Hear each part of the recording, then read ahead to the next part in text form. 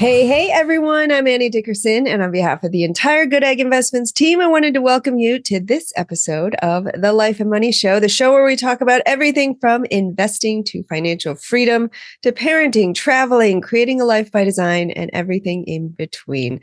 I'm here with my amazing co-host, Susan Elliott. Susan, why don't you start by sharing with everybody a little bit about what we're going to be talking about today? Yeah. Good morning, everybody. Well, today is a really fun episode because we're going to be talking a little bit more about the how of financial independence. So last week we talked about why, developing your why for even starting the journey of financial independence, but also checking back in on your why as you go to keep your motivation up. But today we're going to dive in a little bit more of the nitty gritty, some tips and tricks and philosophies around how people reach financial independence. And the best part of today's show is that we got to talk to one of the brightest and most happiest human beings I have ever spoken to. His name is Wojtek, and you'll hear him today talking a little bit about his personal journey of how he's pursuing financial independence, how he's, putting all the pieces together. And it's going to be a great show. All right. Well, without further ado, let's dive into our conversation with Wojtek Starakiewicz. Wojtek, welcome to the show. How are you today? I'm fantastic. Thank you so much for having me on the show. I listened to many of the episodes. I love it. I just hope I can hold that bar high, Well, we're thrilled to have you here for you to share your story with us and our listeners today. Can you start by telling us just a little bit about you, maybe your family, where you're from, and a little bit about your business? Yeah, it's fantastic. So I was born and raised in Poland. So I'm not faking this accent, just for all of you there. And I was trying to be a professional tennis player, didn't quite make it. At age 18, 19, I realized with some injuries that I have to change my path, that it's not going to go the right way. And I was lucky enough to get across a player who was going to a D1 college in the United States. And until this moment, it wasn't really on my radar. And then I was like, you know what? This is the path. Let's give it a try. First ended up in Tulsa, Oklahoma. Wasn't really my place, and through different circumstances ended up in Buffalo, New York, where we are right now in the suburbs of Buffalo, New York. On the women's tennis team, there was a 6-foot-tall Indonesian tennis player named Denise, and we're 13 years later or so, married happily for 8. We have 3 children, and we did a 5-year stint in New York City, but then moved back to Buffalo, again, not to start from zero, because we're true immigrants, fresh off the airboat. We don't come with boats anymore, but the airboat. So we both of our families are fully in Indonesia and Poland. I have 2 older sisters, 7 nephews and nieces, happy to still have parents who come and visit often. Denise has 2 siblings in Indonesia. So we're truly our children are 50% Polish, 50% Indonesian, and 100% American, right? So and they probably, all 3 of them, came out of the womb with a racket attached to their hands already. Absolutely. That was the major struggle during childbirth for my wife. But no. Our eldest son, his name is Ace. Right, so we gotta keep the certain vibe going. Now, just my last name is so long and so difficult that we wanted to be kind to our children. So the names are all shorter. So we have Ace, Sky, and Hugh. We have 3 children, all under age 5. So a busy household, a lot going on, and I was doing different things in tennis world, and then I decided to really dive into working with 12 and under children. I always seen myself as an educator, as somebody who wanted to make an impact on the life of others and on children. And to me, my vehicle was tennis. I also felt like tennis has given me so much in my life, to me and Denise, and I really wanted to give back to the sport itself and to children. The tennis world for 12 and under is not quite where I hope it could be. So I didn't want to complain about it. I decided, what can I do about it? So I have created a company called Goodegg right here.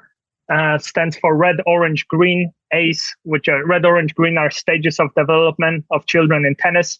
And we are about 5 years in.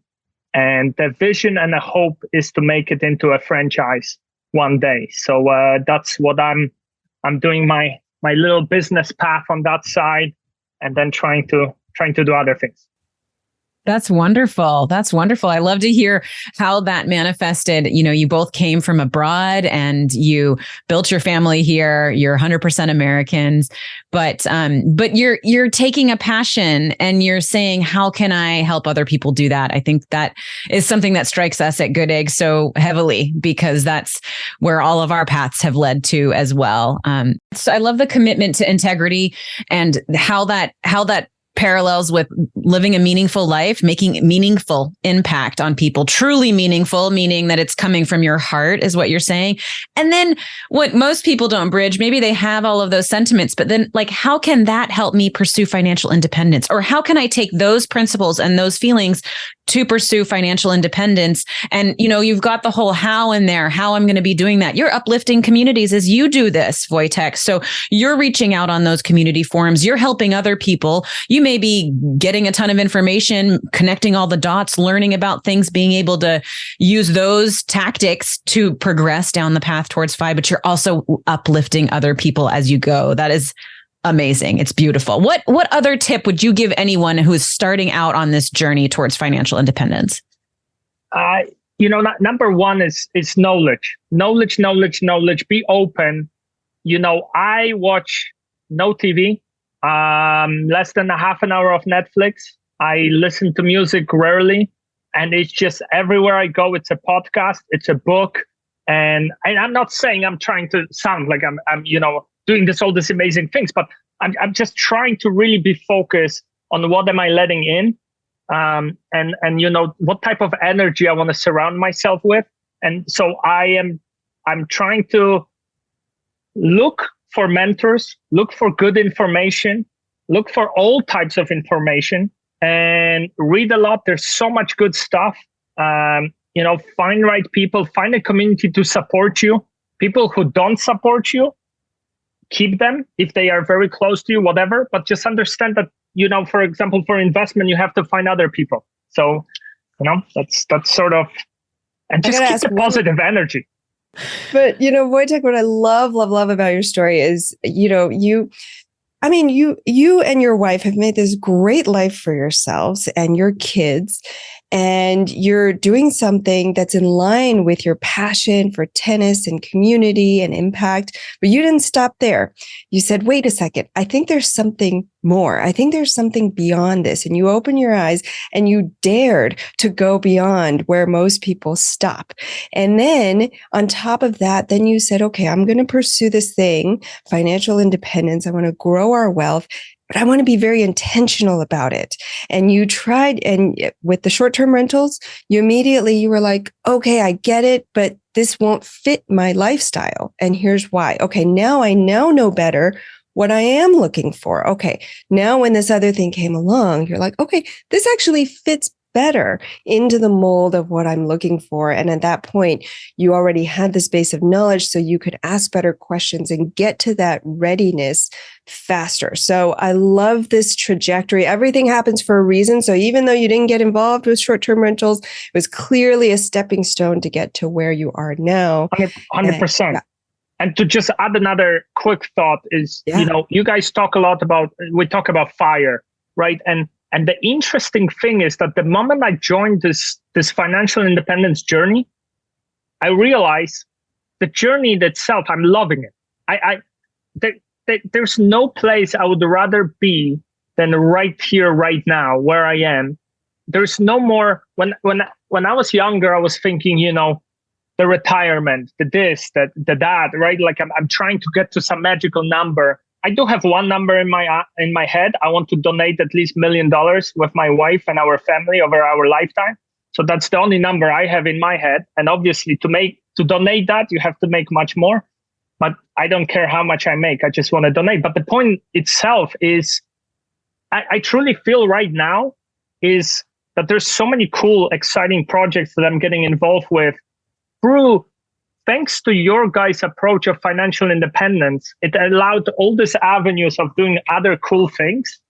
And this is such a reward in itself that I don't want to change anything. I want to keep doing this. I want to go maybe to a few more vacations. I want to do this and that, but like, then I want to get back right into it. Like I'm just loving it. It's so much fun. And there's all these projects, foundations that, we talk, and off record, we talk about the junior achievement.